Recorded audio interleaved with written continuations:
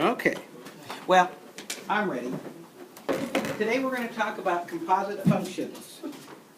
And when we deal with composite functions, we're going to be putting a function into a function.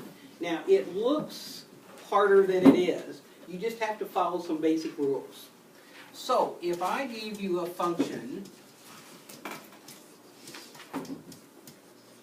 and I ask you to find f of 1, you can tell me the answer, right? What would it be? 2x plus 5. 7. Okay. If I ask you to find f of a negative 3, -1. negative 1. What if I ask you to find f of a? 2a plus 5. Or if I ask you to do f of a plus 3? 2a plus 11. Okay, you got to do it in pieces. You'll have 2 times, you're going to put this whole expression in for here,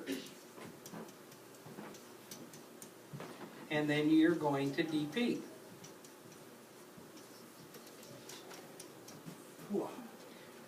This is a composite function. When we put another function into the original function. All right, so you guys don't need to copy this, so we're going to go on to the next page. When they use composites,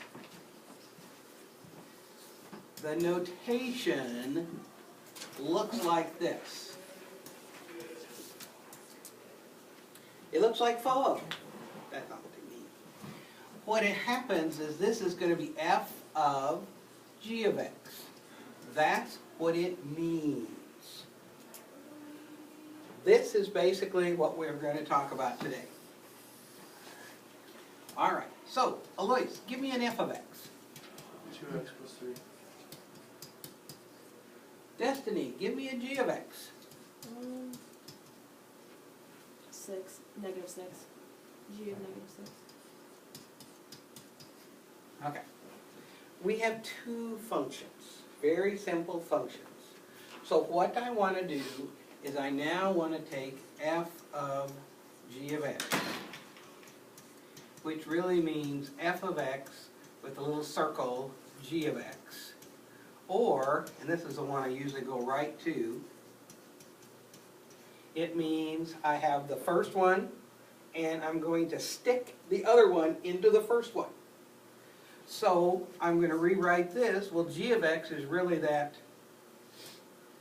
minus 6x plus 7. So, this is basically the problem. Then, we're going to take our f function, and what are we going to replace in for that variable?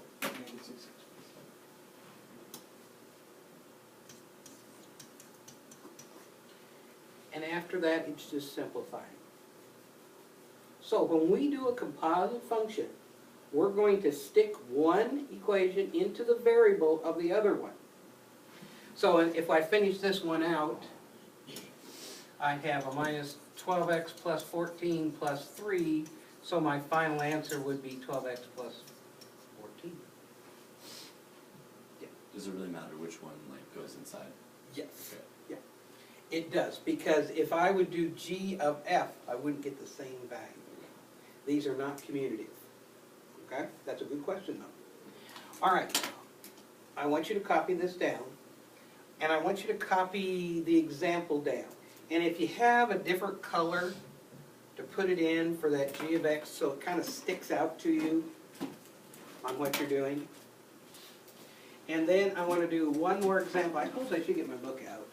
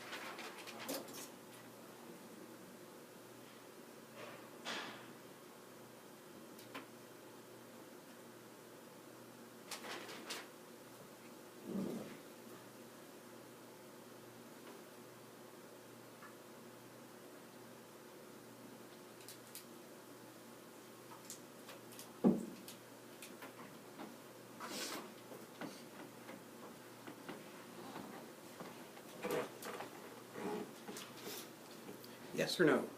Agree.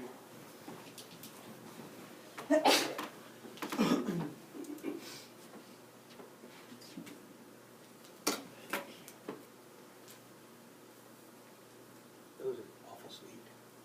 And stick to your teeth. Might have to eat it for it. Save you the sugar. You can tell what her favorite thing to do is cook when I go home. Ready? Yep. All right, so what I want to look at is a little bit more complicated function.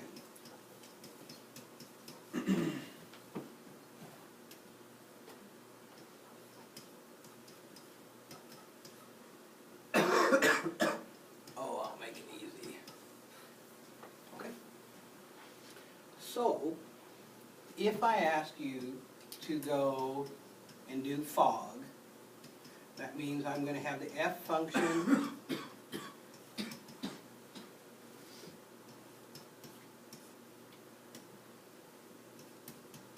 now, if you look at this example, how many places am I going to put that in the original place?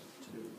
So I will have the x minus 5 squared minus 3 times x minus 5 plus 7. And then I just complete. Because once I get to here, it's just simplifying. So when I square this, how many terms do I get? 3. 3.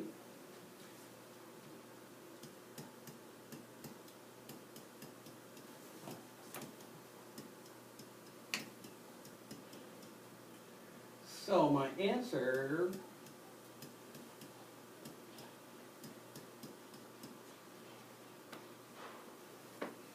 yes? All right, now I would like to do this one. So I'm going to put the f function into the g.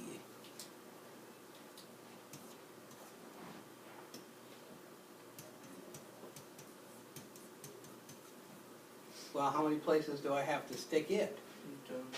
1.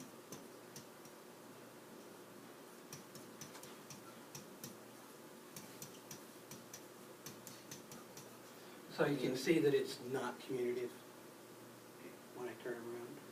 Oh, yeah, okay. Okay? Now, I'm basically done, but I want to go through an example. So if you open your books to page 401, I want to look at 22. I want to show you 22 two different ways.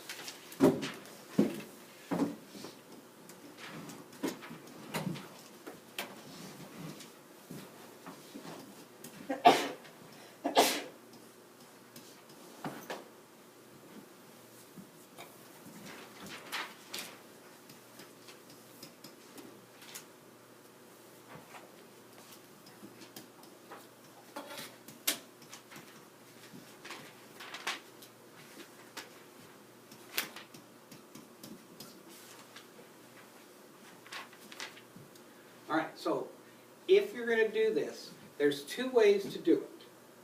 First of all, I would like you to practice doing it this way.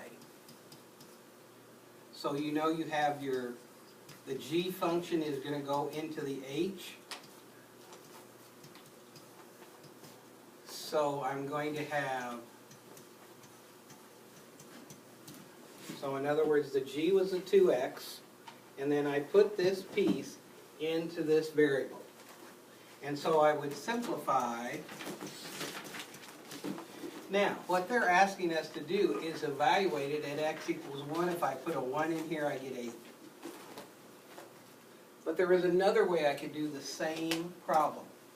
But I just want to make sure you understand how to do both ways. If I ask you to g of f of 1, what this means, I'll have h of g of 1. Well, what's g of 1? If I put the 1 in here, 2. so I'll get h of 2. If I put the 2 in here, 4. 8. so you understand that you could do it both ways. But I would like you, for some of them, to practice this way, because eventually, when I give you the test, I am not asking this. I'm gonna ask this. As long as you understand there is two ways, and yeah, this is pretty lickety-split. But you still need to practice this method. All right, today's lesson, composite function. It's the second half of the add, subtract, multiply, and divide function. And all you're going to do is shove one function into the other, simplify. Are you good? Make yourself a big group and have at it.